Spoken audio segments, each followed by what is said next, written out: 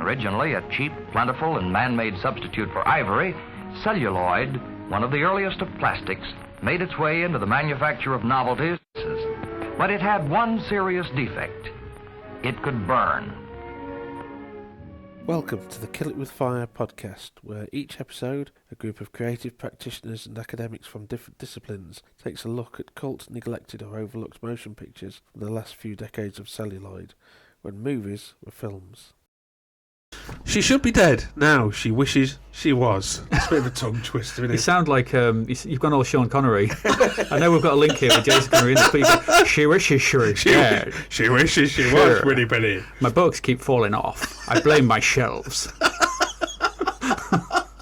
Welcome to Kill It With Fire. Yeah, welcome to the Kill It With Fire podcast. That's the tagline of the film that we're discussing today, which is Urban Ghost Story directed by... Sorry, I think you find it's Urban Ghost Story. The funny thing is Jason Connery has none of that accent. No, he doesn't. He does none of that. But I will grab any opportunity to do my terrible Sean Connery impression. You could do it throughout the whole thing, Adi, if you want to. I'm tempted to now. So, Urban Ghost Story directed by... Well, we had this discussion. Genevieve Jolliffe. I do apologise. I think it's... Genevieve... I'll stick with Genevieve. Yeah. Jolliffe. Jen. Yeah, Jen. Released in 1998. Actually, I say it was directed by Genevieve Jolliffe, but her and Chris Jones are sort of a team. They formed Living Spirit Pictures together back in 89, 90, I think it was. Made two features before this. Sorry, this was the third. The previous two features Jolliffe had produced and Jones had directed, and they decided to switch roles for this one, but from what I've read, it does sound like they shared directing responsibilities on this as well. So they're much more of a team effort, I think, than the work of a single auteur, you could say. Mm-hmm. But yeah, Urban Ghost Story 1998 had quite a limited, checkered release history. We'll probably come on to that because we'll talk about first encounters with it at some point, which we'll see how that goes. So shall we have a round of introductions? I'm looking at you, Peter. We're in the studio together as well, which is a bit of an odd thing. Yeah, we are. Yeah, it's quite nice, isn't it? Yeah, it's quite nice. This I could do this. I could do this all the time. I think. I think you could. Yeah. Start to get like phone-ins and stuff. Yeah, well, a bit like. Well, you could be the DJ and we're your posse. You need to crack some really terrible jokes. We go, yeah, that's right. It'll turn into the Alex Jones show, won't it? Yeah, I don't mean that. I was thinking more Steve Wright. I was going to say I don't mean the American guy. I mean the Welsh lady that's on the one show, Alex Jones. Never mind. She does have controversial, conspiratorial views. Yeah, talking about baking and that. I don't mean like QAnon and that level of nonsense. She says she's plain instead of self-raising. It's madness. She's a self-raising denier. Sorry, Peter. Right, Pete, who are you? My name's Peter True, and I'm going to need to get more aggressively opinionated if this is going to be a radio podcast type affair. Hello. Well, how do you feel about Alex Jones, Peter? And her baking. She just do baking. She does now. She has very controversial views on it, baking. I hope I could capture the blank expression. Do you know what we're talking about? Have you seen the one show? No, I'm always like, no. No, it's not something in your schedule. No, it's just whenever I see somebody talk about Alex Jones on the internet, I don't think of the American conspiracy. It's a podcast he does. It's a InfoWars. It's just best not to think about him in any way, shape, or form. Anyway, I think of Alex Jones from Wales, who does the one show. Yeah, that's very lilting Welsh accent. I don't know if that's very good. That's deeply culturally insensitive, I think. Good lord. Oh dear me. It made me recognise her. Not as good as Sean Connery, AD, to be fair. But anyway, my Sean Connery is a personal impersonation, not saying that all Scottish people sound like that. Where you just insulted the entirety of the Welsh nation. So I do apologise, folk from Wales. AD, would you like to introduce yourself? Yeah, I'm Adrian Mills. I am at present I'm a lecturer here at the University of Grimsby. Soon to be moving on. Yes. Yeah, greener pastures. Well, yeah, I guess. Yeah. We'll come to that later, but yeah. So I teach game design and also watch a lot of films because Paul makes me. At gunpoint. Yeah, he does. He comes around my house. Only gun we've got. He won't go away. Paul Lewis, a semi-professional mask wearer. The wife says it's an improvement. There we go. It worked better when it was spontaneous. It really did. Yeah. Anyway. Shall we go for a synopsis of Urban Ghost Story? Go for it. Do you want me to do it? Yes. Yeah, so 12-year-old Lizzie Fisher, played by Heather Ann Foster. She gives a good performance. We'll talk about that a bit later, I think. Survives a devastating car crash that kills her young friend Kevin. Following a stay in hospital and a near-death experience, she returns to the tower block in which she lives in Glasgow with her mother Kate, played by Stephanie Buttle, and her toddler brother Alex. Lizzie experiences strange phenomena at night. Scratching sounds on the walls at first, escalating to furniture moving across the floor. Desperate for an explanation, Kate contacts a local journalist, John Fox, played by Jason Connery. Seeing the chance for a fantastic ongoing story for his newspaper, Fox involves a team of parapsychologists and neurologists from the university to study Lizzie, and also a psychic, Pauline, played by Elizabeth Berrington.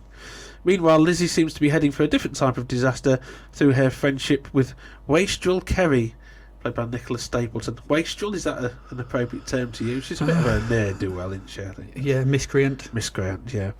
A teenage mother who introduces Lizzie to drugs and various criminal activities, including holding up a pharmacy at gunpoint. Well, fake gunpoint. Fake gunpoint, do you think that's a sufficient summary of the plot of Urban Ghost Story? Not missed anything sort of major out? No, not really. Well, there's the bit where they put on the proton packs, but maybe that was in my cut. Yeah, I think that's a different cut of the film. I don't think they had the budget for that, sadly. I think most of the budget went on the car crash, as I understand it. Probably. I wouldn't say most of it. That sounds a bit... but that's the biggest effect sequence, isn't it? Yes. First encounters with the film, Peter? Watching it yesterday. Yes.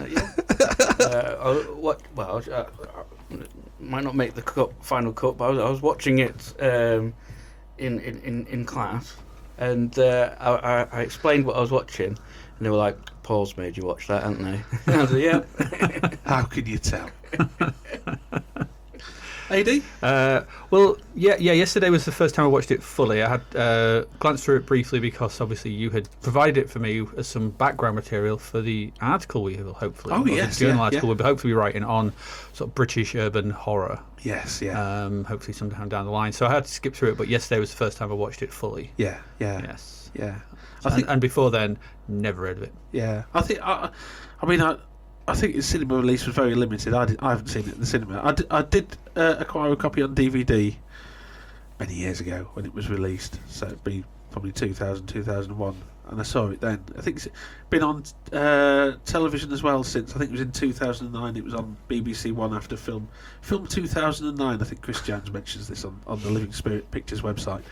But yeah, it's been quite hard to see, I think. Well, interesting. At least someone in the room had watched it.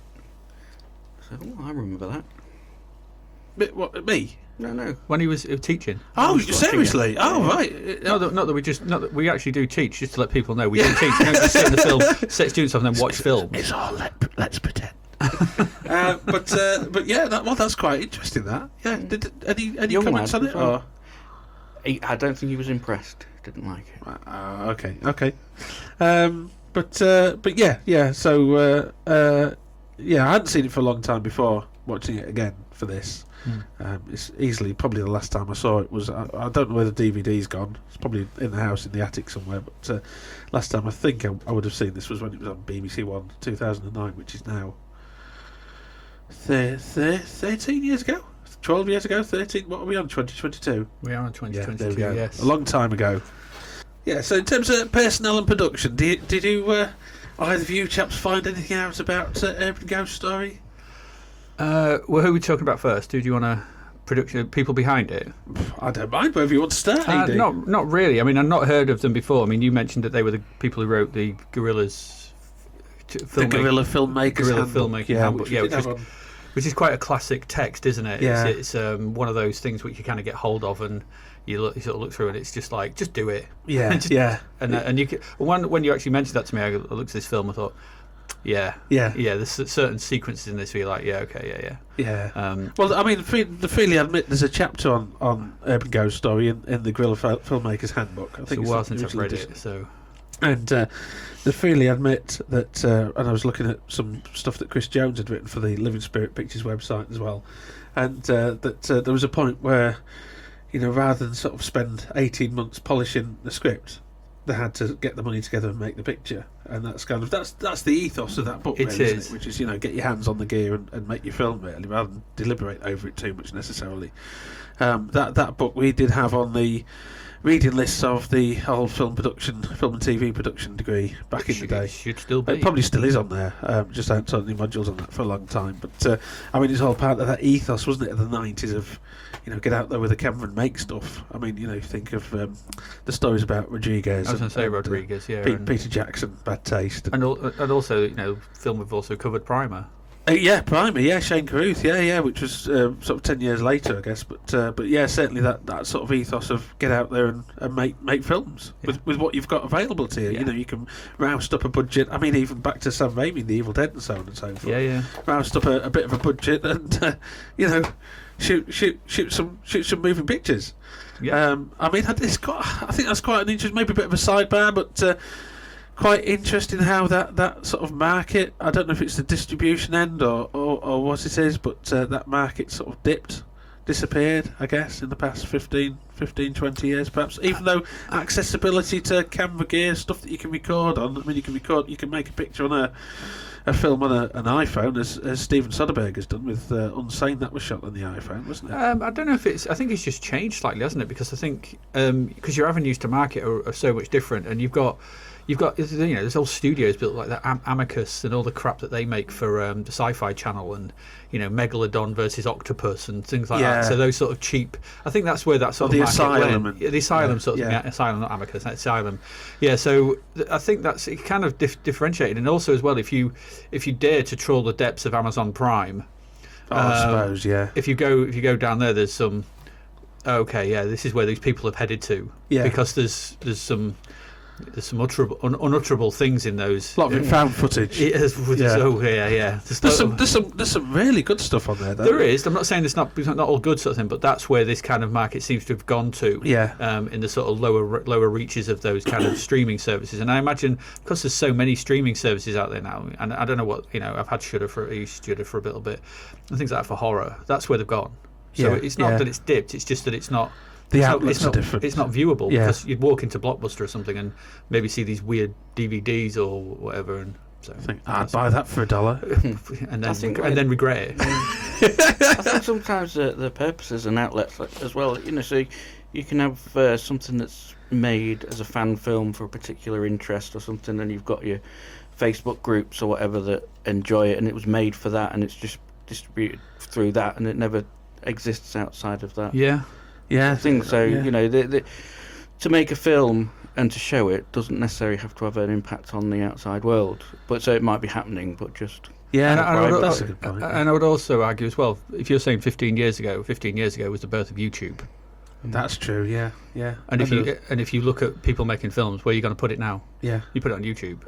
Especially once they raised the limit to 10 hours. Yeah. So I suppose maybe the thing that's different isn't that people.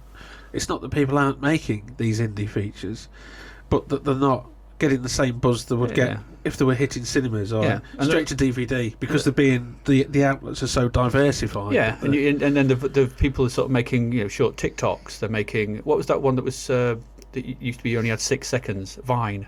Oh yes, things like that. People would just, because why make a feature film when you can just do something for 6 seconds?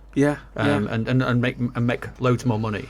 Especially on YouTube. This is the content versus filmmaking thing. It is, yes. I mean, so these people probably, is an argument maybe that those people who are making stuff on YouTube these days would have been these people that would have grabbed a camera and gone and made some stuff for these kind of films. But now, why would you? Yeah, I mean, and it's relevant to this is that sometimes.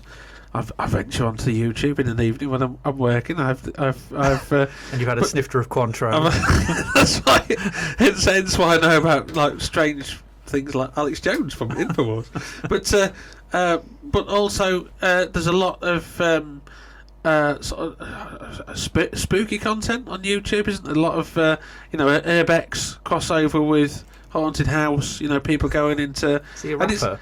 Urban exploration videos, AD. Urbex. Urbex, yeah. When you go into, I went into a haunted house one day. It's like Chas and Dave, isn't it? Just that's a bit, not yeah. rap. That's rap with a capital C. Every time I see a ghost, it was 3 a.m. Anyway, it's the thing that scares me most. It's like some sort of Dick Van Dyke.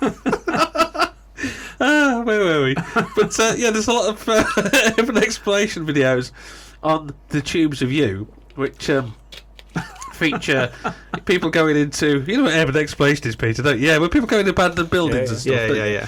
And We've got one of our plates that we use for dinner we found in an old building. Do you mean your cupboard? It's got a little chip in it, but it works all right. I didn't know where you were going. We said one of the rinsed it plates under we a used for cold dinner. tap. Just got a bit of typhoid on it, and Well, a bit of TB, old TB hospital. That's just the natural sort of resolution or the point where things like what's the Derek Acora Most haunted, yeah. and paranormal. I was going to say it's just where they've headed. It's all stage stuff. It's all semi-scripted, I should say. Yeah, scripted in the way that reality TV is scripted. What's that? What's that? Noise?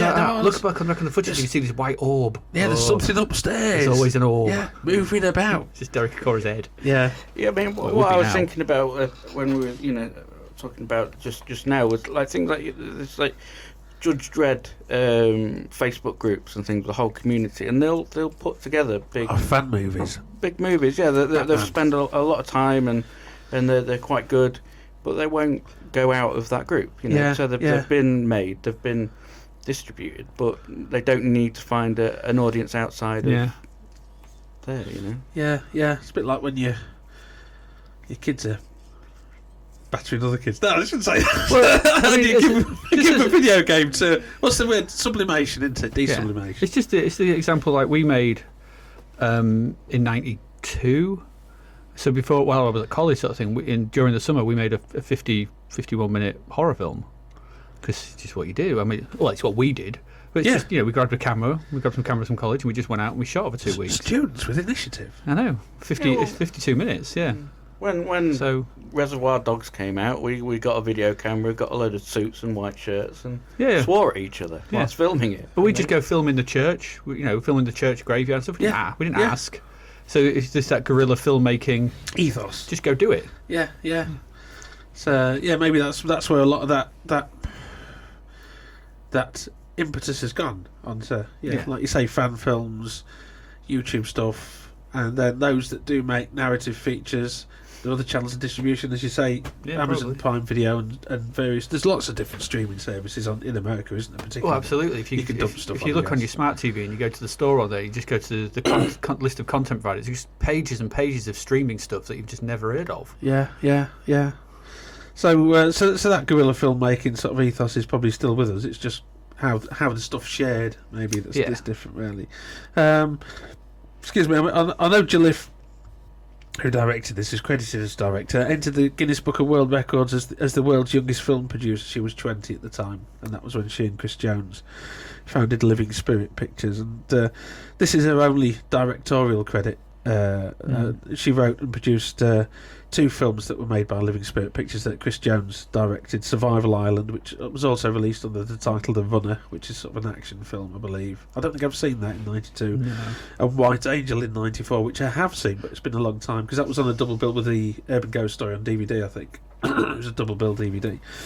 Both of those were directed by Chris Jones, but for this film, Urban Ghost Story, the swap roles with Jolliffe directing, although it seems to be much more of a team effort. There's reading some of the things that Chris Jones has written on the Living Spirit Pictures site, and in the Guerrilla Filmmakers Handbook there were points where he stepped in to direct some footage while Jolliffe she found directing a bit stressful, which isn't because there's a lot of responsibility, people looking at you for ideas, what do I do next, where do I go, and so on and so forth.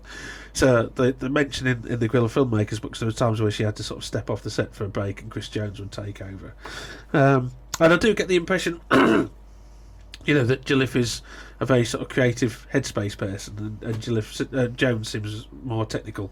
I think so from reading. And sometime after this was made, she moved to Los Angeles, and that's where they created the US version of the Guerrilla Filmmakers Handbook. Do you know what the budget was for this? Probably not a lot. 20p and a big orange. Do you know, you get a far with a bigger chocolate orange at that. Let's maybe. have a look. Let's see what. I can tell you. Okay, go on then. 250,000 or thereabouts. I've actually seen a couple of different figures. One source said 250, another said 220, and it was shot on Super 16. The motivation for that was, I think they say that they had the budget for 35mm, but they're a bit worried about having to do, especially with having a child actor in the lead role, they're a bit worried with having to do numerous retakes, which would have been expensive. Yeah. So they went for Super 16 instead. Excuse me.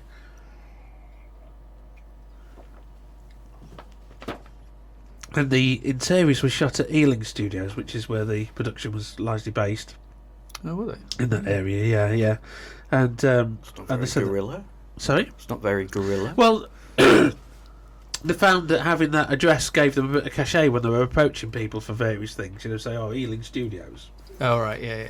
But the location work was around tower blocks in West London because the budget prohibited shooting on location in Glasgow. It looks like Glasgow, doesn't it? I think it's fair to say. Tenement blocks look like a tenement block. They do. This is the thing. I mean, it's such a sort of a bleak setting, I think, as well for it, which we'll probably talk about a bit I later. think when we get onto reviews and things, that's one of the biggest things that they comment on, the authenticity of Glasgow. Yeah, the Glasgow setting. Yeah. And it's very different as well, and that's one of the very different to the usual ghost story as well. Because if you think about English ghost stories, you think about, you know, gothic environments. Yeah. I know that had changed somewhat with Ghostwatch in '92. Yeah. But both Ghostwatch and this were both based on the Enfield Poltergeist case, which with Peggy Hodgson. Which That does seem to be our only scary story that It everything does, gets based on. Yeah. Well, I mean, Jones said that he was inspired when he watched a documentary about the Enfield Poltergeist. Poltergeist? Poltergeist. Poltergeist, got all Welsh again. And he said that, and this is from the making of featurette that's on the DVD, it was very chilling, the story of the Enfield Poltergeist, and it was very spooky, and not a lot happened. An urban ghost story was about portraying that sense of what Jones called a very real haunting, and not an 18th century haunting, a haunting of today. So hence the idea of setting it in the tower block. Jolliffe, on the other hand, her grandmother was a medium, and Jolliffe considered that there hadn't been a ghost story that really kind of looked at the reality of the situation for a very long time. For me, the realism of a ghost story is the most terrifying. So they set about sort of creating this sort of Ken Loach-esque ghost story with the tower block setting. I think that works very well, to be honest. I think that distinguishes this from, I know, like I say, Ghostwatch had a very contemporary British setting in '92. But I can't think of a great deal between that and Urban Ghost Story that had a similar. No. That used not a similar really. kind of setting. Not features that come to mind. No, I mean, there's the other one we're sort of trying to track down probably to look at is the vampires one. Yeah, I mean, the the Scream. precursors. Yeah, and certainly there's a couple of play for today's the vampires from 1979. Yeah.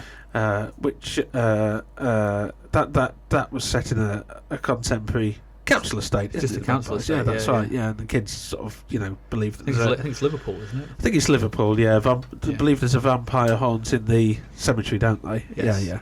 I've not seen that in full for a while, but yeah, my memories of that are quite present.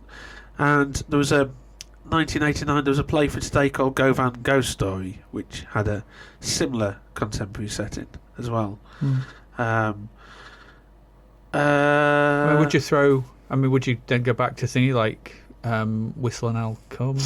Yeah, well, there's I mean, I know that's a bit more rural. It's on the beach, but it's still contemporary, isn't it, for that time? It is, yeah. And the other thing that I think, you get from those that you see in Vampires and Govan Ghost Story and Ghostwatch, and this is a sense of the ambiguity, the sort of ghostly phenomena. They're not necessarily depicted as ghosts, as manifestations. It's things that could be interpreted in a number of different ways. When you compare that with The Conjuring 2, which is also based on the Enfield Poltergeist, and what you get there is you get the crooked man, and you see, I can't remember the guy's name, the ghost, is it Bob? The ghost is sitting in the chair, my name's Bob. Can you remember Bill, isn't it? Bill, yeah, Bill. But you remember, you remember the Enfield Poltergeist case, Peter. I just actually need to check myself there. Did they modernise Whistle When Elka when they made it? I think it was it was set in the interwar years, isn't it? I think the short story, but the TV adaptation it was a bit nebulous. I think it was some of the clothing suggested that interwar period, but it felt quite modern For when it was made. Exactly, it didn't feel like a.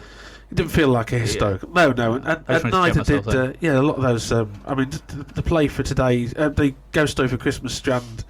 Some of the later ones were set, like the Ice House was set very definitely in the present day, wasn't it? And Stigma as well, because it was all about building developments and stuff, wasn't it? I think the thing with British ghost stories and things like that is there's obviously the classic tradition of Poe and everyone like that. It's to do me Bill impersonations. I'll come back to you in a minute, AD. Oh, go there. Do you know I'm trying to think of that thing that was on TV.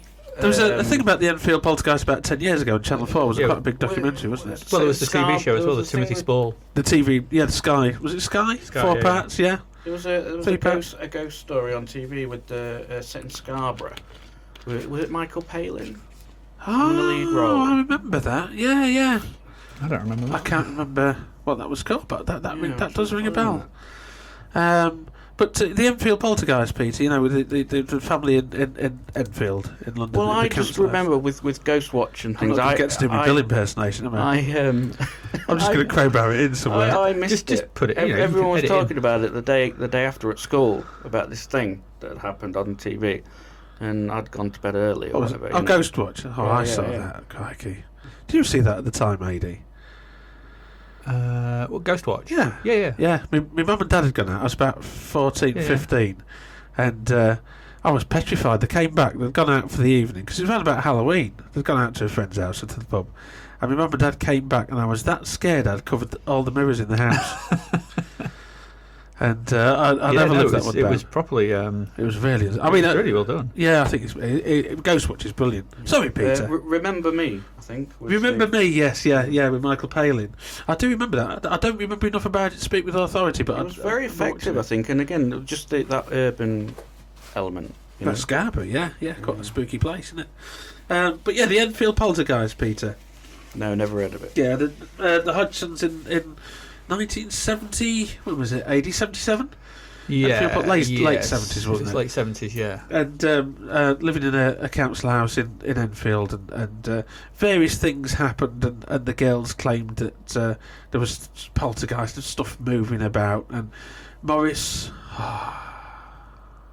Was that your spooky side? No, I was trying to remember his name. The investigator. It was investigated by Morris. I know what you mean. Not Maurice Micklewhite. That's Michael Caine. It is, yeah. Not Maurice Shard. That's the composer. There's a ghost here. Just looking at Morris, isn't it? Yeah, I know. But the press became involved, and there was statements from the police as well, weren't there, that weird things was happening. Michael Caine in my head doing the ghost. Or you, tell me your name. And there was a famous photograph of the girl leaping off the bed, which sort of suggested... Which is clearly she was jumping. I don't know if we should say that, but this is getting onto my Bill. There was the ghost of Bill, wasn't it? That was who possessed one of the girls, and there was a recording, really spooky recording. There is. My name's Bill, and I sounds like I'm taking the mickey, but and I died in the armchair, down in the corner of the armchair, in the corner of the living room. I had an hemorrhage and I passed away, or something like that. Yeah. That's my best Bill impersonation. Morris Gross, thank you. That's it. And well documented case. And I think the thing about that was it took place in such a mundane setting. This council estate in London. I mean, it's the thing with, I always think with British sort of ghost stories, spooky stuff like that, is we're enthralled to Dickens and Poe and all that sort of stuff, and a lot of the stuff that gets made here, we just, whether it's made here by BBC and places like that sort of thing. They kind of go for these classic. You're going to get Christmas Carol again. The Yeah, Raven. yeah. You're going to get Fall of the House of Usher. Well, it's even like the current Ghost Stories for Christmas that Mark Gatiss keeps on. Yeah. I mean, not to denigrate those, they're really good. But They're it's good all- adaptations, but it's become the establishment. That's what I mean. Yeah, it's like we've got another, and not just for Ghost, we've got another version of Emma, another version of Pride and Prejudice. We're beholden to this notion of classic literature that we produced. But fair enough, that's the British thing, but I think, and even people doing outside. I mean, the most recent one I would say was the if you're talking about British thing, obviously made by Americans, would be the that Haunting of Bly Manor. Oh yes, Which is the follow-up to Haunting of Hill House. Yeah. So what it's seen from outside, maybe that's something maybe to talk about. But even then, it's a big stately home. That's what we're seen as, isn't it? Yeah, That's where yeah. we all live in big stately homes in the UK. and that's the marketable thing to outside audiences, isn't it? Yeah, it's the British history, and so these kind of films are kind of on Heritage. oddities. Yeah, some crossover between heritage film and ghost story. Yeah. And the weirdness when you get like in The Conjuring 2 with like the size of the house inside, it's like a bloody TARDIS. Yeah, I think the Conjuring 2's sort of depiction of The house, I think you walk in, it's like, yeah, it's it's massive. huge. I've lived in a council house; they're not that big. No, that huge landing with a tent at the end of it. Yeah. really bizarre, and the basement as well. Oh yeah, and a basement. flooded basement. A flooded- Have you ever seen the council house with a basement, Pete? Yeah, where you put your washing machine and everything. No. No, No. of course you aren't. No, They don't because have them.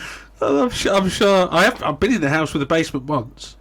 But it wasn't a council house, and it wasn't built in those kind of houses. I don't know what it was built. But it wasn't. I mean, they're not. It was a those kind small of, not terrace those kind of, in Nottingham. It wasn't anything like the basement in the. No, absolutely, yeah, no. In the country. But is it a love dungeon? But I'll tell you the story because I've always wanted to go in a basement. If there's any children listening at this point, then parents, please move them away for the next 5 minutes while Paul tells his story about love dungeon. I've never been in a house with a basement, and my wife's friend moved into a house with a basement. I told you. And we went round to visit them, and it just came out casually. We've got a basement, and I said, "Oh wow!" I said, "Can I go down in your basement, please?" And she kept the door locked because it freaked her out. There was no lighting in it, and I said, "Well," I think she was renting the house. She said, "I just don't." No. I don't go down. And I said, well, I'll quite happily go down in your basement. And so she had the key, she unlocked the door. The podcast is over. And anyway, so I got a torch because it's pitch black. There's no light in there, but it was only poker. I mean, it was only. Yeah, I think I've seen. There was a couple of rooms, but Yeah. it was filled with stuff. Somebody had just left. There was boxes and boxes and boxes and clothes and stuff strewn all over. Man, you should have gone through them. Well, I was a bit tempted, but it creeped me out a bit myself down there. That's the thing about basements, isn't it? They are inherently creepy. Well, this is why, like when you watch the Amityville films and so on and so forth, those American horror films, they always have a basement, don't Always, they? yeah. And I've been rewatching, as I told you the other day, Adi, the Nightmare on Elm Street films. And can you remember we did Deadly Friend as well? And this is a recurring thing in Craven's cinema, isn't it? The basement with a furnace, and the furnace rattling, and that's spooky, and you go down and it's dark, and the furnace I mean, it's belches even in fire. Home Alone, isn't it? Exactly, yeah. Home Alone sort of parodies that, Yeah. yeah. So familiar by that point, but yeah, and I think that sort of paradigm's so prevalent in American horror films. But yeah, Conjuring 2 sort of imagines the council house with this big. There's not a furnace, but washing machines and stuff, and it's flooded into it. But yeah. So Angela's old house had a basement that they rented, and again they didn't go down in it, and we went down and Basement well, no, the house was rented, and Oh, right, so- we went down and filmed an impromptu episode of Columbo. This podcast has taken a really odd turn. Brings it back to sort of just getting a camera and doing stuff. Yeah. Yeah, there's copyright issues there, Pete, but Just one more thing, Pete. Just one more thing. Beat me to it by a split second. But yeah, that's cool. What was that basement like, Peter? Not to get too Quite big. It's quite big. It's one of Spacious. those houses of Bargate that looks like it belongs in like Tennessee or something. Yeah. I mean that's they fair might have enough, one, but that's what you don't get them in the like council houses like on the Willows. and No. Like, It was just more the fact that they had it and They had a basement. never went in it. Yeah. Well, Paul would have happily gone down in the basement. I would have gone down in the basement. Invited himself in the basement. Just turn up on the door one day with a pork pie hat and a big coat. I hear you have a basement. I wish to traverse it. Some sort of portable reel-to-reel audio recording device as well. Speaking with a long microphone. Speaking of paranormal investigators, great bad things have happened to you. My name's Bill, and I live in your basement. That's just you doing that. No, it's not. That's how he suddenly got a medical degree when he died. That he realised it was a hemorrhage and. Yeah, that's right. Yeah, I had an hemorrhage in the armchair. Shouldn't laugh, really, should I? But yeah. But Jones and Jolliffe, speaking of paranormal investigators, spoke with paranormal research groups and so on and so forth, and people that wanted it with reel-to-reel tape recordings. There's a bit of that in this with the paranormal investigators, which I think we might talk about a bit later. From the university that come in. But what they got from those stories was the subtlety of those experiences. This idea that and Chris Jones, I think, talks about it in the making of feature. Waiting in a darkened room till the early morning, where you've got heightened senses and then a noise. And then you interpret that as being something. Yeah. Was that something paranormal, or was that a creaking sound, and so on and so forth? So therefore, there was a deliberate aim to keep the ghostly events ambiguous, to avoid depicting those directly. And I think you can compare that with, like, American horror films. The ghost always has to manifest itself, but has to do something dramatic, doesn't it? Like the belching boiler. Even if you don't see a figure wondered about, a ghostly figure, the boiler belches fire. And I don't think you have a great deal of that in this film. No, you don't. And it's the antithesis, something like Poltergeist. It's the sense of anticipation that you get here. And when the door does break down, you think, oh no, and they're sort of anticipating this door with the psychic researchers, and they're just banging on the door, and the scratching, and then the banging, and it breaks open. It's the police, isn't it, as well? I thought that was quite a clever sequence. Bloody sting, he gets everywhere. Yeah. Bit's too big without you. I suppose the other one in there is the moving chest of drawers. That's the most overt sort of ghostly activity that you see. And that's hard to find a rational explanation for that, I think, isn't it? Do you want to explain the moving chest of drawers, Peter? What just made me jump? I was watching it with my headphones on, and that happened. It's quite early in the film, isn't it? It's the thing that sort of signals the start of the haunt. It keeps getting moved in front of the doorway, doesn't it? Yeah, or in the middle of the room. Yeah, well, it's in the. It's strange, but yeah. At one point, the goldfish bowl. Yeah, the ghostly goldfish flies off it as well, doesn't it? And smashes on the floor. I thought she pushed it when she's leaving the room. Oh, she does actually. Yeah. Because I thought the whole point was that she shared the goldfish with her and the Kevin. Yeah, I was going to talk about the goldfish a bit later. The goldfish link her and Kevin. And it's also a metaphor for how trapped they are, I think, as well as they go round and around. And there's a point where she puts the goldfish in the bath and lets it swim amongst her feet, between her feet, and that's sort of its freedom that she so clearly craves. Yeah. So the goldfish are quite symbolic there, I think. But yeah, so this is from the Guerrilla Filmmakers Handbook. And Jones said, we decided to make this ultra-real version of a paranormal tale. We originally said it would be like The Exorcist if Brit social realist director Ken Loach had made it. Yeah. So you get that, don't you, I think, from this. Writing the script took 18 months. Jones said, quote, it was a hard film to write because so much of it was just feel and not plot. It never was a film about a ghost being exorcised. And even at the end, there's no confirmation, is there really, the supernatural phenomena? No. And I think the narration that Lizzie gives at the end as they're leaving the block of flats, spoiler there, but as they're leaving the block of flats, she says, no one could ever explain what was in the flat, why it was there, why it started and why it stopped. Which I think is, again, it's very different from an American horror film, I think, isn't it? But probably a hard sell to a distributor. Yeah. If you're trying to get, a picture like this in cinemas, or even probably on the streaming service these days, I think it'd be a tough sell. Well, what's it about? Well, it's about people that think there might be a ghost. I think they want a bit more. It's not. I mean, it's a film about guilt, isn't it?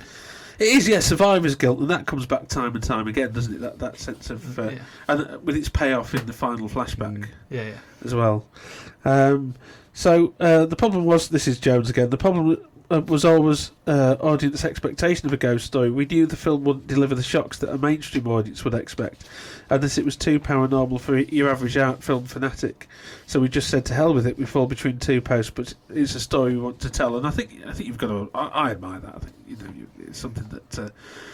I don't think that the lack of resolution didn't bother me. I thought it was, I thought it was quite interesting that these things just happen sometimes. Yeah. Well, they touch on that, don't they? In the investigators are saying it usually lasts 6 or 12 months or something, and then just goes away sometimes. Yeah, that's right. Yeah. The psychics have a very different. But I'll come on to what the psychics say a bit later, I think. But I mean, I've been working on a project for. I think I mentioned it to you before. Haunted Places, Normal Spaces, which is kind of places that have ghost stories associated with them. Like documented ghost stories. I'm not passing a judgment on the reality or the veracity of these stories, but photographing how normal they are, and then accompanying that with a story like Bradley Woods is a good example. But there's a couple of sort of houses on the Nunsthorpe that one of them was featured in an episode of Arthur C. Clarke's Mysterious World in the 80s that I've used as part of that project as well. So. And another one that was in the local newspaper in '68 when it was the YEB. My dad was working there at the time. Took the gas out and put electricity in, and there were strange things happened, and that made the local newspaper in '68. So but these places are so sort of mundane. They're not like Gothic castles and so on and so forth. It interests me the way that modern folklore, urban folklore, builds up around those kind of spaces.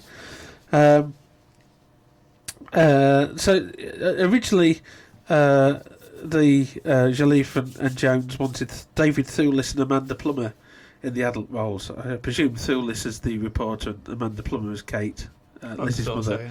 You can kind of see that the actress that plays Kate looks a bit like Amanda Plummer, doesn't she? I think. Yeah. But they managed to get the scripts into the hands of those actors, but they both turned it down apparently. And a lot of the footage, the exterior footage, was shot guerrilla style without permits. So Thewlis was Hollywood by this point, wasn't he? He was, yeah. I mean, he'd done Dragonheart and stuff, hadn't he? Yeah, I think Jones said. I think it was a bit later, wasn't it? I think maybe a year or two later. But Jones said that they went to a party where I think they met Thewlis at a party and pushed the script into his hands. When I was at university, which was about this time, one of my fellow students said she had friends in London that lived, relatives in London, and she went to a house party, and Thewlis turned up. She just rocked up because he was, and I think this was before the Hollywood thing. I think it was after Naked, because she knew him from Naked, the Mike Leigh film. Yeah, I think was that 95, 96. So it was sort of known to her from Mike Leigh's Naked, but I think it was before he went to do the big Hollywood pictures. Right, probably on the cusp of that. This event that. This girl told me when I was a degree student. Might have been a year or two before this, actually, but 96, 97, thereabouts. But yeah, the exteriors were shot guerrilla style. They admit in the Guerrilla Filmmakers Handbook lying to the council in West London because they told them they weren't going to shoot on the street, but they went ahead and did it anyway. Again, the chutzpah, I've got to imagine that. But they also, there was an attempt at a very cinematic look. And I think you get that with the slow motion, the long lenses, the fast cutting. If there's one thing that dates this a little bit for me, it's the fast cutting and the techno. Oh, the music definitely. It feels very Shopping. Can you remember Shopping or Go or? It just felt like late 90s sort of ambient dance. Yeah, that sort of slow like trance. sort of industrial techno trance or whatever you call it. Sort of, but there's that more sort of, it's just that slower break beats like Massive Attack. Yeah. It sounded a lot like Massive Attack and things like that. Trip hop. Yeah, trip hop. That's kind of thing.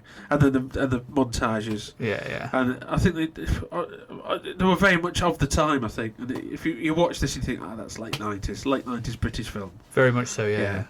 But they also put the film stock through a bleach bypass process in the lab, which is what Fincher did with Seven, to result in very sort of deep, dark blacks. And you get, there's a lot when you're watching this. I made him a note. There's a lot of use of negative space, isn't there? Empty space, darkness, and shadow as something threatening and ominous when they're looking down the corridors in the tower block, or even in the living room. There's a lot of empty, dead, negative space, and I can imagine this, with that bleach bypass process, looking very effective at the cinema. Unfortunately, I haven't seen a cinema print, so but it'd be nice to see if there's some sort of high definition home video release that emulated that, because that's quite achievable these days, isn't it? With a scan of the negative and HDR and everything. Exactly, yeah. There was quite a lot of material that was. It went through several different edits. As you can probably tell, the car crash sequence was filmed after preview audiences saw the film, and that explained some of more. Oh, was that not in the original cut? Not in the original early cuts of the film, and it was filmed separately for, I think it was £20,000, which is quite a good chunk. Like I said, I used the word significant proportion earlier, but it was a decent chunk of the effects. 10%. Exactly, yeah. And it answered a lot of the questions that the preview audiences had, I think, about the narrative, in those early cuts. Whether they intended to put that in anyway, I'm not entirely sure. I think it does. We'll leave that to the analysis, I suppose. Yeah, we'll talk about that in the analysis, I think. There were scenes which involved George, played by Richard Sims, who was the handyman of the tower block. They were cut after previews because the preview audiences thought that he was the loan shark, the young man that comes in with the yellow tie and the suit and with the heavies to try and extort money out of Kate. He says, I'm working for my dad. His dad's the loan shark.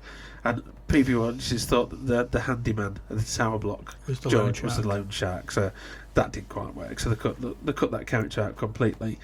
And there were numerous different edits after liaising with potential distributors, where they eventually trimmed the film down to a lean 85 or so minutes. Yeah, it's short, isn't it? It's quite, it's short, and it's a breath of fresh air, I think, to watch a film that doesn't outstay its welcome.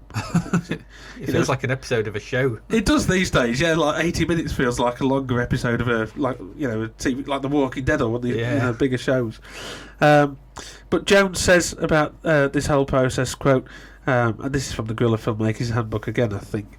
This shows that with low-budget films, as you don't have enough money to write the script and go through as many drafts as is needed, you end up being forced to shoot before you're actually ready. The secret to making this work is to treat the editing as another screenplay revision and not be afraid to go back and reshoot or invent entirely new characters, subplots and scenes, etc. And I think that's quite sort of sage advice, isn't it? Rather than sort of bullying too much over the scripting. Yeah. If you've got the opportunity, film it and then treat the edit as a way of revising the script. I can relate to that, I think. And the music was by Rupert Gregson Williams, who's the brother of Harry Gregson Williams, because Harry Gregson Williams had scored their previous film, I think, or maybe both of them. Harry Gregson Williams, Metal Gear Solid. Yeah, well, he went at the time that they made this. He was working on. He'd gone to Hollywood and was working on Enemy of the State with Bruckheimer. Yeah. So he said, I think he put him in touch with his brother, who scored the film. Did the Metal Gear Solid themes and Metal Gear Solid themes, yeah, and quite a lot of other stuff besides. Yeah, some of my favourite video game music that is. Yeah, we got hot mics. We're going hot mics. That's not. So should we talk about some of the cast? Peter's laughing. Yeah, let's talk about the cast. Let's talk about some of the cast, because there's no hot mics in this film. Well, there's no hot mics. There is a hot Jason, though. Let's face it. But there's also we'll come to Jason Connery in a moment. But there's this great review on IMDb, a reader review, which I just thought I'd like to read out. This is it calls this A Sixth Sense meets Trainspotting on ITV, and it starts its review saying this: Billy Boyd is the sexiest Glaswegian thug ever. I want to have his little Ned babies. He will beat me, and I will drink all the time, and the children will steal cars and start smoking when they are 7. We will be the perfect family. I will stick by him even through his years in prison and his numerous bits of stuff on the side. This is my dream. Where's that review? To IMDb? A review on IMDb. Yeah. And then it goes on to say, Jason Connery is also not bad looking. Even funny German scientist dude was kind of cute. Dr. Quinn. Dr. Quinn. But this was the other thing. So yeah, we've got Billy Boyd. I found watching this film, it was a case of characters, actors just popping up. It was like, it's him. Yeah. So Billy Boyd's obviously Pippin. Yeah. Going to do Pippin in Lord of the Rings. But his character in this is horrible, isn't it? He's a sleazebag, isn't he? He really is. Yeah. It's that combo with the yellow tie. It's got a yellow shirt on as well. I think it's a yellow. Yeah, it's just sort of rocks up. It reminds me a bit of Alan Cumming. But as soon as he comes in and he starts like swearing at the kids and stuff, and you're like, oh, this is a bit. I was a bit like middle class shocked. Yeah. But yeah, he comes in. It's his dad that's the loan shark, isn't it? He comes in because obviously everybody seems Yeah. to borrow money from the loan shark. And with his heavy, one heavy the first time and two heavies the second time, I think, isn't it? I think it's 2 the first and 1 the second. Yeah, and he threatens to throw Lizzie off the balcony. Yeah. What does it? What is it? I'll throw the bitch off the balcony or something like that. Throw that wee bitch off the balcony. Yeah. And some pointed dialogue as well from. Very much so. Yeah. But there's that point where he picks up that photo of Kate and Lizzie's absent father Jeff. Yeah. I don't know what happened to Jeff because it's quite clear he's not coming back. Well, he's just out. You know. Is he just left? I didn't know if he was dead. I can't wait. I think he's just gone. He's just gone. He's just gone. Similar to the father of the ne'er-do-well's baby, I suppose. Oh well, Just, Kerry. Yeah. Well, Kerry at one point when Kate's telling Kerry to keep away from Lizzie, Kerry says she offers a bit of a mirror to Kate. Kate wants Kerry to stay away from Lizzie, and Kerry spits back. I'm going to do my Glaswegian. I'm nae different to you. Yes. You and me, we're the same. Because she says both of them got pregnant at 15 and left their fathers. So there is that sort of sense that Kerry represents to Lizzie the future that Kate doesn't want for her. And didn't which is her own mistakes in some way. The mother at some point looks at her arm. Are they scars from drug taking or from? I wondered if it's a bit hard. Yeah, she looks around. Yeah, I thought there were track marks. I didn't pick up on that. I think there's the quality of the copy that I was watching. I maybe wondered what's going on there. Yeah, because it's quite clear, isn't it? She pulls her arm up, sort of thing. It's like about three. Well, I three didn't track know marks if they there. were track marks or attempt at suicide. Well, they look a bit high for suicide. Yeah, so I thought there were a reference to track marks because that's the inner elbow is where you. Not that I know from experience, but everything that Hollywood has taught me is where they they tie the thing around the upper arm and then squirt into their elbow. Squirt. Back in. Across the room, and just hope. So between your toes? I don't know. Anyway, but that's the usual place. But it did look like track That's marks. where the doctor takes blood from me when I go for a blood test. So maybe that's probably where. Maybe you don't know where he takes it from me. But yeah, train spotting. I just want to we'll talk about Billy Boyd in a moment, but the other thing that reminds me of train spotting is the Kerry's baby Jack, she leaves him, doesn't she, when she goes, he'll be all right, and then there's the bit where she gives Lizzie is it tabs of E? To see, I think, and they both get spaced out high. Hopped up on goofballs. I don't know. I'm very sort of bourgeois. I've been drunk a few times, but today I've never taken tabs of E, so I don't quite know what the terminology is. It's just riding the light fantastic. The devil's skittles. The devil's skittles. Nuggets of joy. Right. What's the Smarties? Right. I've lost my train of thought now completely. Yeah, both of them end up out of it, don't they, on the floor? Tramp starburst. And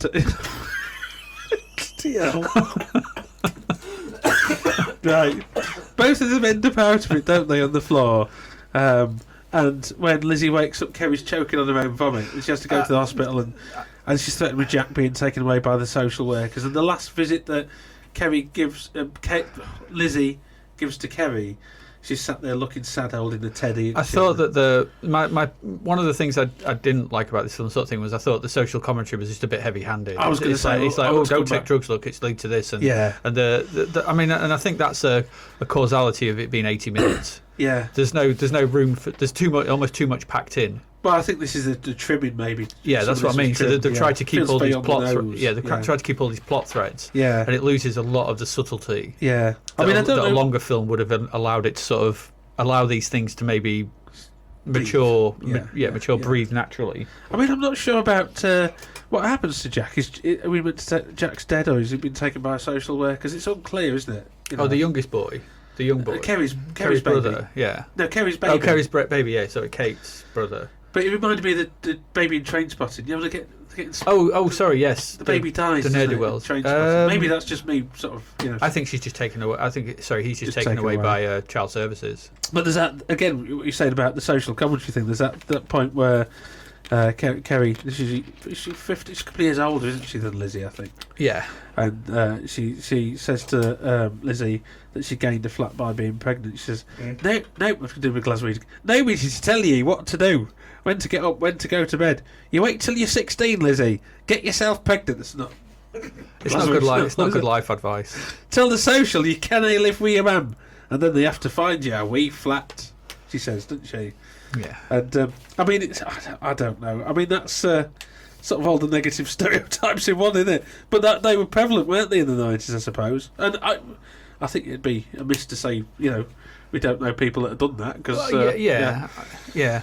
It just feels like, I don't know, like they wanted to say this about something, but it doesn't really. Like I said, it has no subtlety.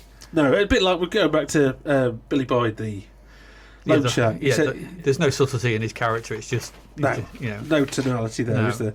And even with the if we come to Jason Connery's character, and you never. I mean, I would say that he's probably the most ambiguous character in it, because you're not sure if he actually cares or whether it's.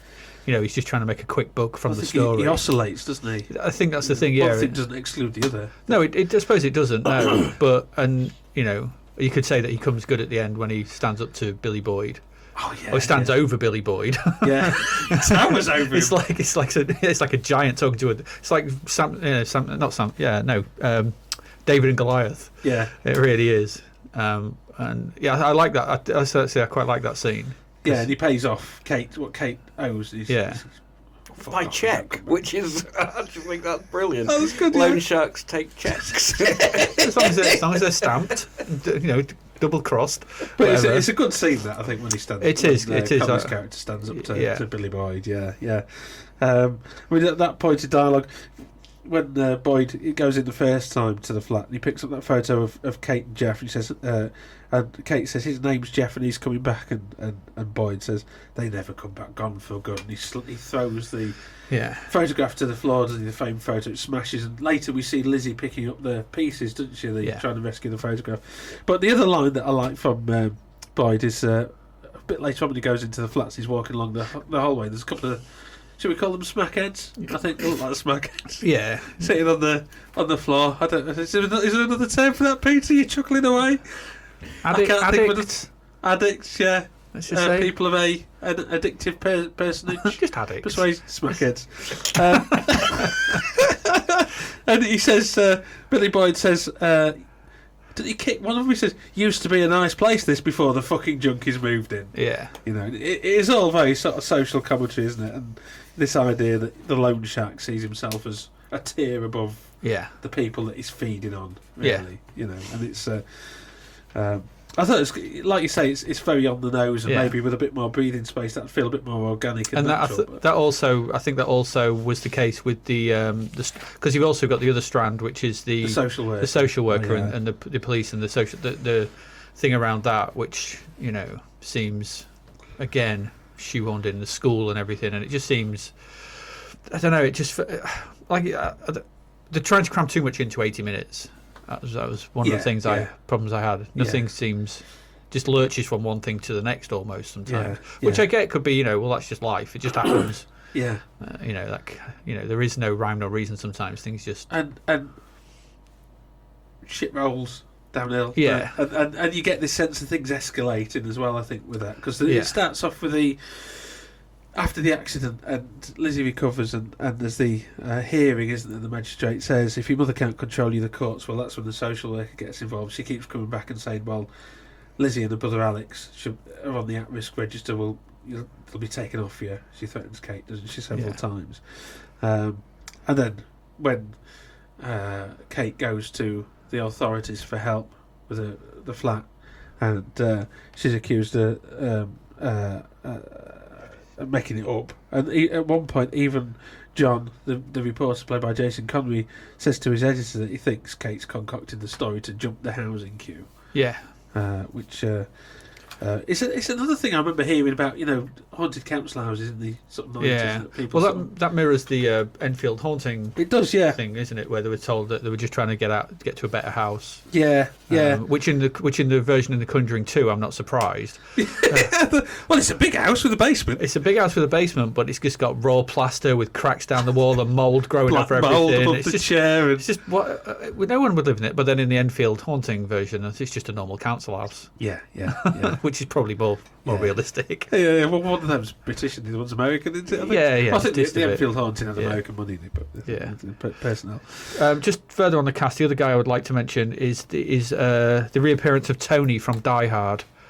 Andreas Wisniewski, I don't know as Quinn is the lead investigator. From the university. Yeah. So Hans Gruber is the I can never remember. Who's the guy? Henchman. The lead henchman who gets killed first of all. Yeah. So he pops but up. comes back at the end. No, it's not him. No. Oh, is it not him? It's his brother. Oh yeah, sorry. It's what he kills his brother. It's one of the kills right at the very beginning. Yeah. No, I have a machine gun. Ho. Yes, absolutely. It's the one he sends up in the lift. Yes. Yeah. So I was thinking all the way through that guy reminds me of that guy from that, and it is actually. It is him. Yeah, it's him. Yeah. Yeah. No wonder he reminds me of him. He's been in. Yeah, because I looked at his resume. He's in quite a few things. He pops Mission Impossible and stuff. Yeah. So he was Max's henchman. Yeah. The guy who invites him into the car. So he popped up and I thought that was good. And also James Cosmo. Yes, yeah. This is a small cameo as the priest, minister, I think. It's the minister, vicar, But later to go on to be in that feels like a part that's been cut down, I think. Exactly. I was just going to say exactly. Tattoo and... later go on to be in the Night Watch. The Watch, whatever it was, on the wall in Game of Thrones. And everything vaguely set anywhere near Scotland. Yeah, exactly. There's a couple of Scottish actors in there. So it's got a weirdly recognisable cast, this film. Yeah. Which I thought was, There's a story that Chris Jones tells, I think it's in the book on the website, about the guy that played Quinn, because all the interior sets were built at Ealing Studios, but he was so tall he had to find sort of ways of, because he just towered. Yeah, he's a tall. Huge, yeah, isn't he? Yeah. So you notice all the shots of him are really tight in the film. Right, because he's finding ways to shoot about how tall he is, because he towers above the sets. Yeah. But I mean, those parapsychologists that wire Lizzie up to monitors and video while she sleeps, those reminded me very much, and I'd love to sort of find out if this was deliberate, of the lone gunman in the X-Files. They even sort of have that appearance, the way that they bicker back and forth as well. I think so, yeah. One's got long hair. And when they're introduced, they're showing, is it some sort of videotape of a Russian sleep experiment or something, isn't it? To Kate, she says, what's that? Sort of Russians experiment on sleep and psychic phenomena or something like that. So it reminded me very much of the... and 1998 would have been high in the X-Files. Right, slap bang in the X-Files. Series 5. It also sort of establishes them as different, doesn't it? And from a university sort of thing. Oh, yeah. They're not from the slums of the tenants and stuff. They're from. Well, I think the thing is, it's just another angle of exploitation that this family is being exploited both. Well, Kate confronts them about from Boyd, from the journalist, from the university, from the social workers. Nobody seems to have their best interests at heart. Yeah. It's all about what they need to do, what can they get from them, and you get that not with the social workers, maybe not, but they're like, well, we have to do this. We don't think you're this, and what can we, you get that. Even the social work. I mean, this is kind of what you were saying about AD about. There's a lot crammed in, but I feel like that it's justified because in showing the antipathy or the apathy that these authority figures have towards Kate and the family, and that includes the parapsychologists or the neurologists or whatever they are. It includes John Fox, the journalist himself. It includes the social workers. It includes the housing office that she goes to. It includes the magistrate. It includes, every sort of the loan shark. Everybody that has a bit of power and authority doesn't listen to what they're saying, really. It doesn't help them. They see in them their own opportunity to better their own sort of circumstances, either financially or in terms of status or knowledge or whatever it is. I was going to say the only character that doesn't sort of want anything from them is the Kerry character, but then she tries to get her to get her prescription, her dodgy. Well, she does, yeah. She does manipulate so Lizzie. Even that close wee sister relationship. Yeah, she calls her built. wee sister. Then she gets hopped up on goofballs, and she says she's got that dodgy script, hasn't she? Prescription. Yeah. And I don't quite know what's going on there, what she's after. But she sends her into the I assume it's forged. I don't know what it's for. But she sends it into the pharmacist, and the pharmacist confronts Lizzie, and he says, "I've got to ring the doctor and make sure this is a legitimate." I assume it's a forged prescription. Yeah. And that's when Kerry pulls out. She's got the baby. Has she got the baby as well? Yeah. She got the baby? Yeah. She pulls that gun out. It's a toy gun. It's a cap gun. It's quite obviously a cap gun, but we won't bother too much about that. But I think if you was being held as a pharmacist, you wouldn't take your risks. No, you wouldn't. No. And involves Kerry in that robbery. It's after that Kate confronts involves Lizzie in the robbery. It's after that Kate confronts Kerry, isn't it? Yes. I think I don't know. And they're sort of obviously then they get high, and then I think she's in hospital, isn't she? And I think that's when the baby gets taken away. I assume so. Well, yeah. there was yeah. a warning at that point, wasn't there? I think they said she can keep the baby at that point, but if she does it again, Yeah. So and that's the nice bit, I think, with that end scene with Kerry, is that she's obviously not managed to do that. So I think she's gone home with the child again. There's been a period of time, and then she's gone back to drugs or whatever, and then the baby's been taken off her. Yeah, I think that's what you're led to sort of believe, isn't it? Yeah. And I think at that point, Kate realises that this is not a life she wants. Yeah. But then again, it's all. But Lizzie says it as well, doesn't she, to her mum? I think is she in the bath? And she says to her mum, she says, "Oh, I can have babies now, can't I?" Cause she's clearly mulling over what Kerry said to her and thinking of a way of escaping this miserable bloody existence that she's got. And then layered on top of all this, like you said, we've said earlier on, is this layer of guilt, this survivor's guilt. Yeah. And I think one of the things because one of the things we've absolutely not talked about really much is the actual fact that it's supposed to be a ghost story. Yeah, exactly. Well, that survival guilt. It just made me think there with the paranormal thing and survivor's guilt. Kind of bleeds into that whole working class ethos that I think we've talked about before, Paul. If she is thinking of getting out, moving out of the block and stuff, that raises similar sort of feelings of guilt, of survival and things like that. And a sense of being prevented from doing that, or that there's barriers in the way of doing that. If you just want to move out of the tower blocks, it mirrors quite closely, I think, that sense of survival guilt in a way. Yeah. Do I deserve to get out of here? That's exactly what. And sort of leaving people and things behind as well. Yeah. I mean, the sort of the spectre of poverty is everywhere, isn't it? To sort of labour that metaphor. But you've got those grotty external shots. They make great use of that, and I assume it was a found thing. The paint splashed on the and it reminded me of the tower blocks at Fremo. There was always paint, wasn't there? Like somebody throwing a bucket of paint out one of the upper floor windows. And I think I got some photographs of that before they tore it down. Quickest way of getting it from top floor. They're heavy, those blocks of paint. Quickest way of getting it down, just lob it out the window. Just chuck it out the window. The graffitied hallways. I'm not sure when I say the interiors were shot at Ealing. Some of those hallways feel quite authentic. So I'm not sure if they shot some of the tower block hallways. And this is something we mentioned before. And the lift as well. That might be worth sort of just, if we're talking about sort of the horror elements, that this is just very reminiscent, and I presume it predates or is part of it sort of thing, but it's reminiscent of not American horror but J-horror. Yeah. Things like The Grudge. The subtle. Because the Grudge uses corridors quite a lot when in its sort of middle section, I think, when it's the woman in the apartment. Yeah. There's lots of shots of the long... And Dark Water. Dark Water, that's another one as well. I think The Eye maybe as well. The Eye does, yeah. So this it reminded me more from in the paranormal section. When I was watching this for the first time, I thought it was going to be going down that route. Yeah. It doesn't.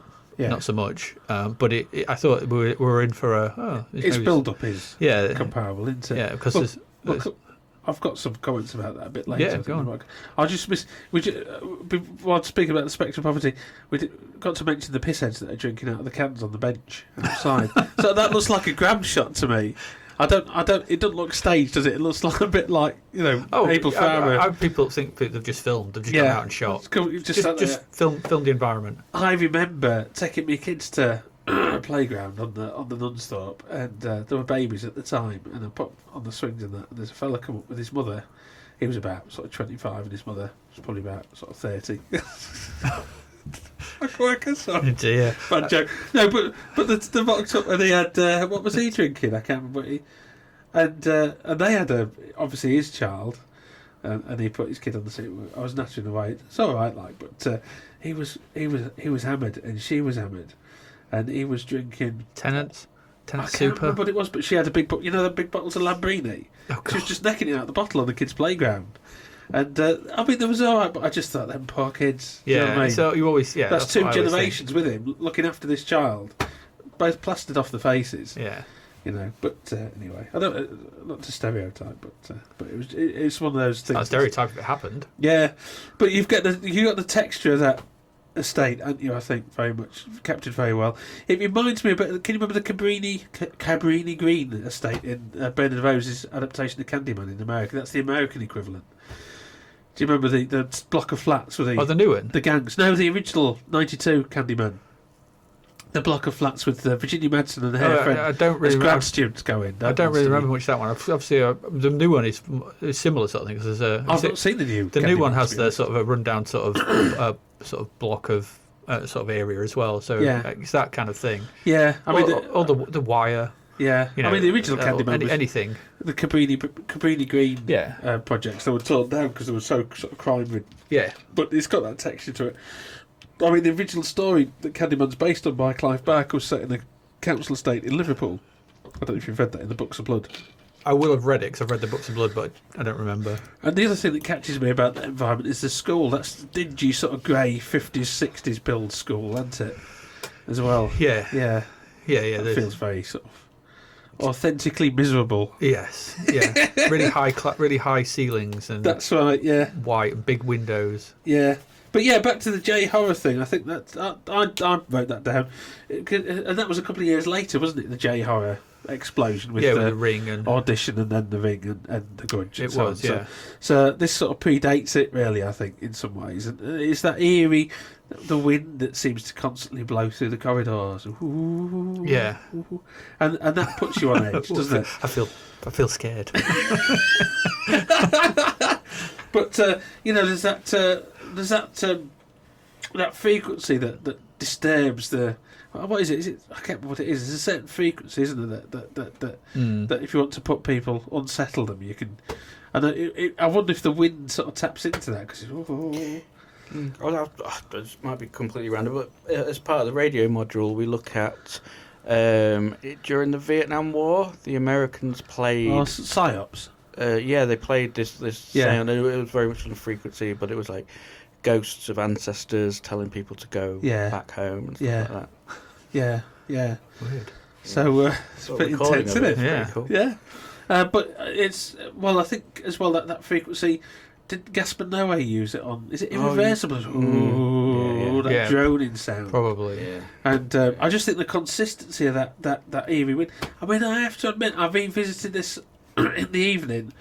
Everybody was asleep downstairs on my own, and it was quite creepy in places. Quite unsettling. There are a couple of moments. I think maybe the sort of last half hour. I don't know. There's just so much happening that it loses it a bit. Yeah. Yes. I think the build-up is quite unsettling, like the J horror films. Well, I think that's the thing with most horror films, isn't it? It's easy to do.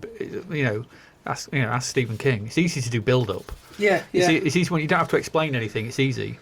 When you just have things happening, that's always creepy. Sort of thing. As soon as you have to sort of give it a rationale, is when it loses it. And maybe that's the strength of this, and it just doesn't. Yeah, I mean, it's just utterly ambiguous as well, isn't it? This is the thing. So, it avoids the direct depiction of supernatural. It maintains the ambiguity about it. There's no explanation, really. So I can only presume it is Kate doing it.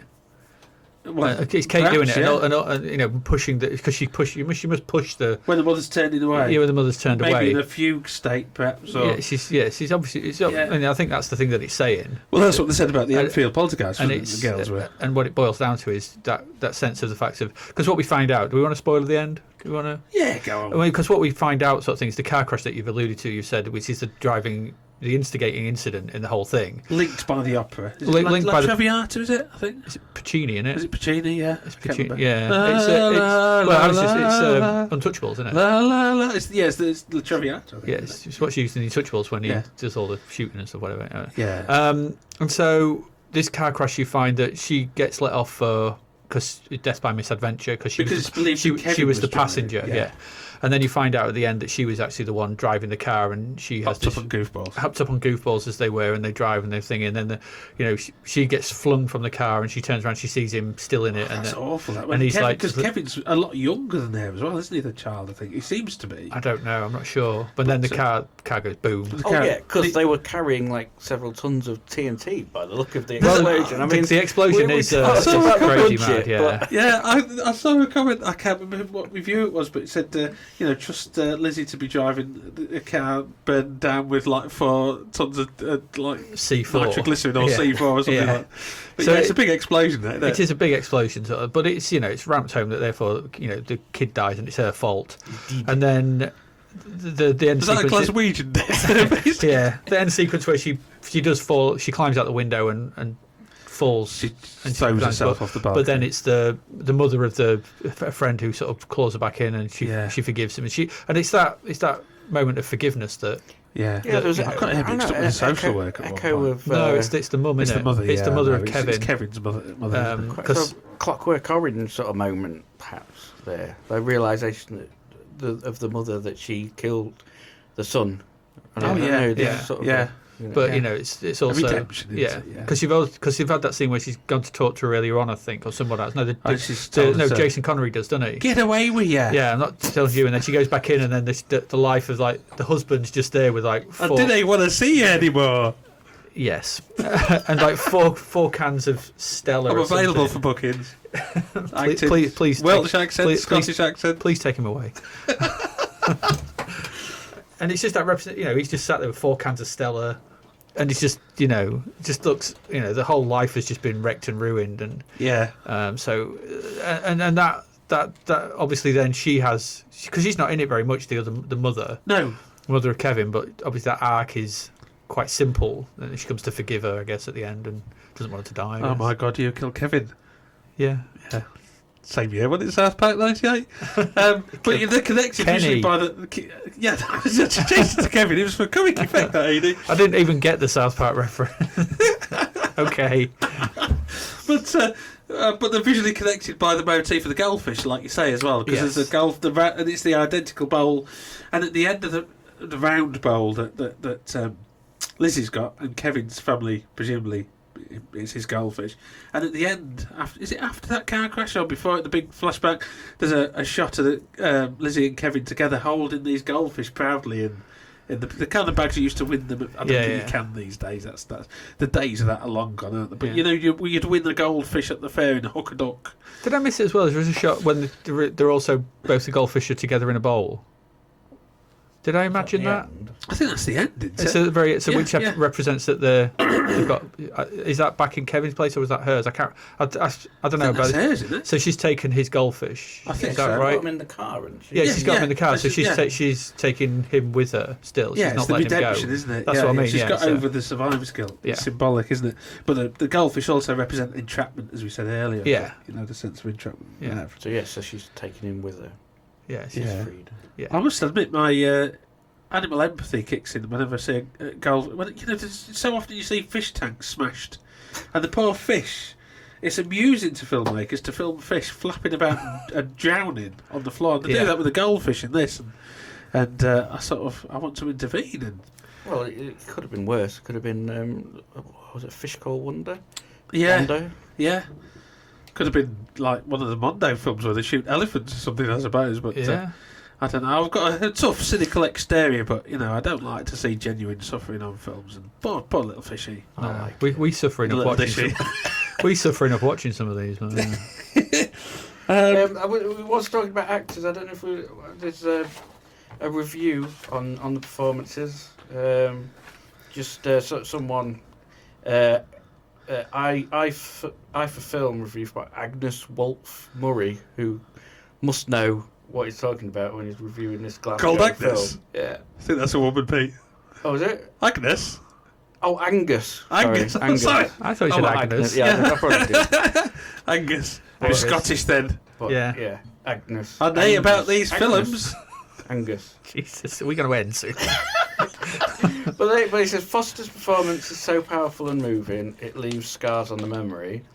But then goes on to say that Jason Connery stands out as someone who shouldn't be there.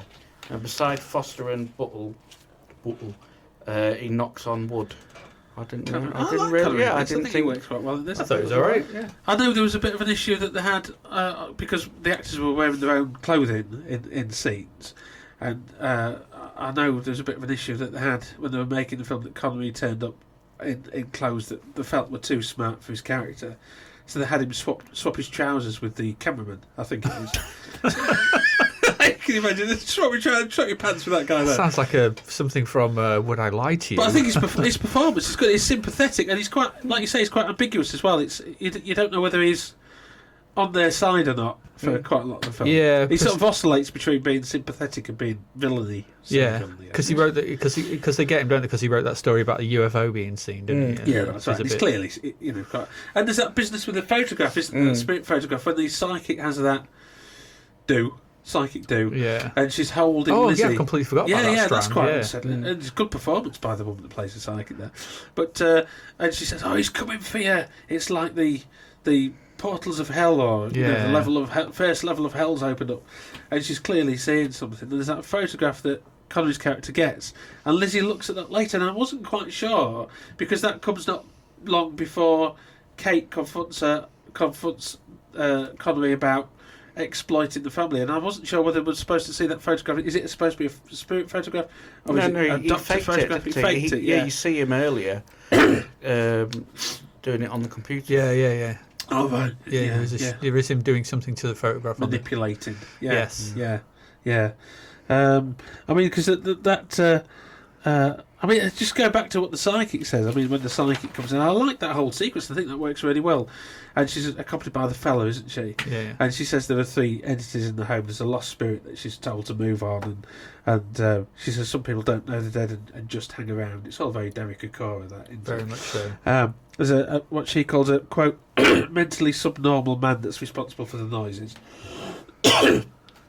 And she says a demon that's returned with Lizzie from a near-death experience. Yeah. And that's kind of the explanation, the pin on, isn't it? It is, yeah, until you find out it's just bad water pipes. Yeah. That bit of the toilet is grim. But I wanted to come back to the guy accompanying the psychic says something that, and I don't know where this comes from really, because I don't know an awful lot about demonology. I've not read Jonathan Wass. I've not read the Warren's book on demonology, because it might come from there. But can you remember in The Conjuring, where Ed and Lorraine Warren are giving that lecture to the students, and they talk about the 3 stages of demonic possession? Oh yeah. Infestation, oppression, and possession. And the guy accompanying the psychic in this, which was obviously made many years before The Conjuring, gives a very similar speech. He says to the family, "Listen to me very carefully. There are 4 identified and documented stages of demonic manifestation." Excuse me. It's not COVID. It's Coughing. Blood Coughing is the first stage. It's the blood pressure tablets. It's the dry cough's a side effect of those. I was putting them on recently, but it's not COVID. I've done my LFTs. So you're a semi-professional mask worker. Semi-professional mask worker, at the beginning. So from what we've been told, I should suggest that you've already passed the first infestation, bangings, rappings, and noises. We are currently in the second, oppression. The entity will try to force a rift in the family, create an atmosphere of mistrust and hate, intensify night terrors to increase the stress, possibly manifest itself in scratches or bites. The third stage lies ahead, possession. The entity will attempt to take over the host body, and somebody asks, what's the 4th stage? He says, physical death. But that's almost word for word what's said in The Conjuring, isn't it? And I wondered, I mean, I don't know if... I don't know if either of you have heard of that before, The Conjuring, because that sticks in the mind from The Conjuring. Obviously, I've seen this before, but I didn't remember that. But I don't know if that's taken from a book or another source. I don't know. I bet there's stuff like that in The Omen and stuff like that in those books like that. I bet there's all kinds of. I wondered if it's in the Warren's book. Quite possibly. I mean, I haven't. I mean, off the top of my head, I can't think of anything like that. But it rings a bell. But it's hard to separate what I know now from what I would know in 1998. I know this is the thing, isn't it? It's like trying to remember what... So I don't know, but I know what you're saying. It's just impossible to sort of know, or whether it's just typical. I wouldn't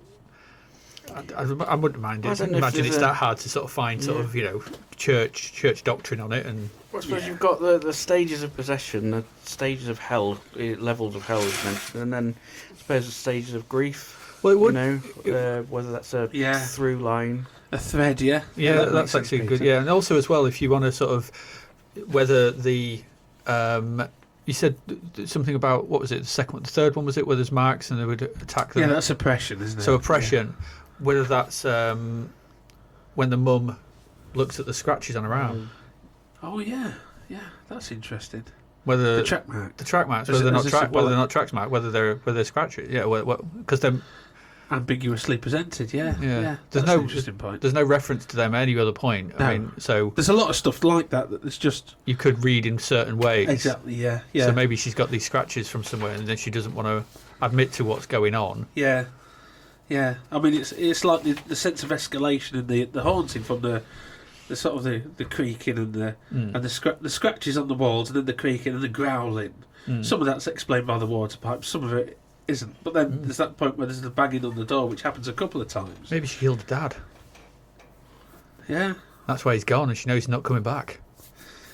Yeah. And so the guilt is not actually Kate's. It's There's enough space to sort Liz's. It's the mum's. Yeah, there's enough space to sort of. But but there's enough space, the ambiguity there that you could maybe sort of, that would probably be an aberrant reading. But, but there's so much sort of that's nebulous in that, I think, isn't there? But I like like I was saying, it's a bit creepy, very creepy in places. But it's that escalation of the haunting, I think, from the scratches to that's what Ghostwatch does very well as well, isn't it? Yes. I think, and then it sort of goes full out Exorcist at the end, which but this never does that. No, this just peters out, doesn't it? Yeah, and because you've got the resolution ready, subliminal order. Yeah, but you've got the resolution really is that the junction box is underneath Lizzie's bed. And the Dr. Quinn says, not medicine woman, says that could cause EMF. Oh, no, there's a mashup on radiation, which could cause hallucinations. And then Fox, the reporter, realises that the rattlings could be the water pipes as well. So that's what I mean, yeah. And it's easy enough for Lizzie to have pushed the things up against everything else could be explained. So, it never really confirms or denies the supernatural, does it? It offers explanations. Yeah. So there's a lot of loose threads there, but I think it kind of works. It does, and I think when she, we don't know why it started, we don't know why it stopped, and that's what she says at the end. She says at the end, and maybe that's still a bit of denying the truth. We know why it stopped. Yeah, you had your moment of unburdening your guilt to the people that matter, and then that was that. Yeah, and you moved. Yeah. And that final scene's it's very upbeat, isn't it, as they move away from they go in the car and reminded me of Blade Runner. It does. It's like the original theatrical cut. Yes. Yeah. Where they drive away. Yeah, that footage. She only has 4 years. Who knows how long we've got? Whatever he says. That's right. That's a classic thing of it. Yeah. So it was quite reminiscent. Was that the director's cut? No, the director's just closes with the door. Yeah, just because the original one was them driving away. Yeah, because it's footage recycled from The Shining, isn't it? I think. Yeah, I think so. Which is the drive up to the Overlook. Yeah. So it's some footage coupled from there. So it's quite an upbeat resolution, and escape, I guess. Yeah, with the 2 goldfish. Yeah, which represents overcoming. I guess so. The stuff that we've dealt with. I just want to find out what happens to those pissheads on the bench now. There's another story there, isn't there? Well, there's a story in everyone, Paul.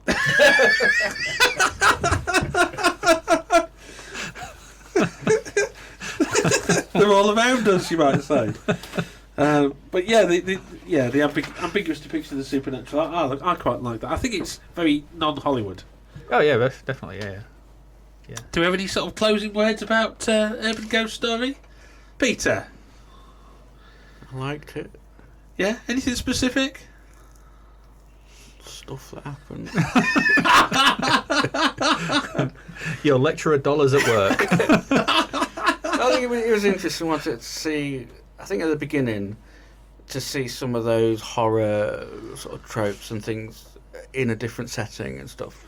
But then I think it goes beyond just an exercise in that to its own story. Yeah. With the guilt and stuff. So, So there's a lot of subtext in it as well, isn't there? Yeah. So there's a lot to think about, I think. Yeah, I thought it was okay.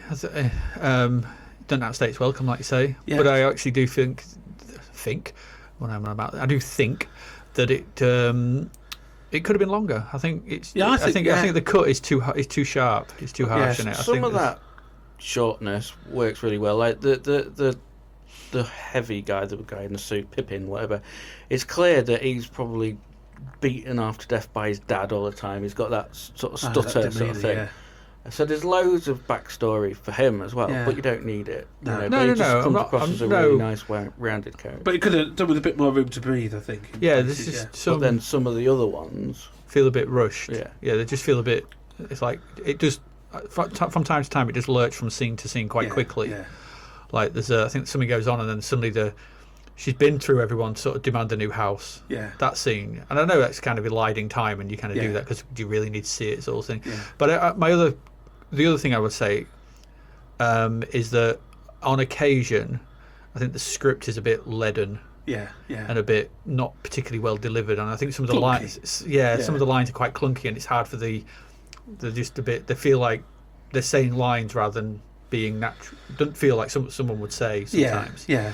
Feels like overly directed. Overly written. Yeah, overly written. Yeah. But on the whole, it's alright. Yeah, I mean, I liked it. I found it creepy. I think it was more creepy than probably I remembered it being. I don't know why that is. I know it's what I find unsettling is the build up to the escalation of the haunting. Don't know if I told you the story, but I've been in a house that some of this stuff kind of happened. I never believed in this kind of thing until I spent time in a house about 10, 15 years ago where you were infested and oppressed. Infested and oppressed, not quite possessed, but there's a few spirits about, Jim Beam, Waka Waka, Jack Daniels, Bottle of Bells, Cointreau. But yeah, so I'm not saying I'm a full on believer in ghosts and so on and so forth. Hardcore Russian vodka. It's that sense of things being escalating and sort of being inexplicable. I think, which quite chimes with me. The only thing that don't quite work for me is I think the last half hour is a bit too fast. There's too much that happens. And it although it doesn't go full Hollywood and sort of throw sort of beast mode of ghosts and all this kind of thing, it sort of loses some of that atmosphere. I think. I'll say that I think the falling down the side of the building was a bit silly. Falling down the side of the building was a bit silly. And the other thing that, if watching it in the 90s feels very sort of the present, now it looks dated, is the industrial techno rapid montage thing, which obviously is a choice that works in the context of late 90s British cinema because everybody seemed to be doing it. Yeah, and the trip hop all over the place. But now it sort of dates it, I think, and it sort of pulls me out a bit because it's a bit too showy, I think. Whereas like Ghostwatch is so subtle throughout the whole of the until it goes full on Exorcist at the end. But there's no formalistic distractions from the narrative. I think it has that build up that's very naturalistic in the photography and the editing. Whereas this does that for a big chunk of it, and then all of a sudden it gets very sort of showy in its editing and sound design, I think. But yeah, so Urban Ghost Story. I think that's it. I think we shall say. The end of our discussion of Urban Ghost Story. It is. I want my lunch. Look out for Paul coming to a basement near you. That's right. I'll be in your basement, kids. Watch out. If you hear strange noises, it's me. I'm just exploring your basements. If you've got one. So I think we should say tatty bye, kids. Yeah. Okay. Tatty bye, kids. Bye, kids.